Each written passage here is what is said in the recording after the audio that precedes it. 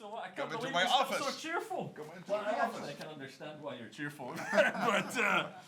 but The daddy thing, I didn't call him daddy. What I said is that sometimes in Europe, I hear sometimes countries saying, hey Mark, will the US stay with us? And I said, that sounds a little bit like a small child asking his daddy, hey, are you still staying with the family? So in that sense, I use daddy, not that I was calling President Trump daddy.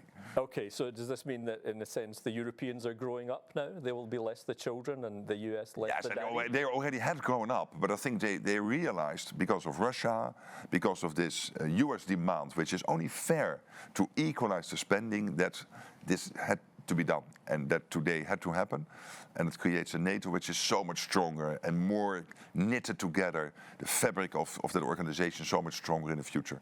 For Ukraine, coming not just from other allies, It will cost a lot, absolutely. But let's also face the facts that Europe, the European countries, are 10% of world economy and 50% of worldwide spending on pensions, social security, and healthcare. That's fine. I mean, I'm not arguing with that. But it means that there is a lot of money. My country is one of the richest countries on earth, this country, the Netherlands. And most European countries are in the top list of richest countries on earth.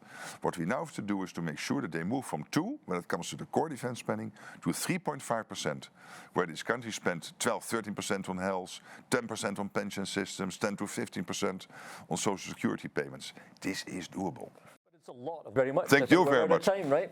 Great. Okay, thanks very much, Secretary General.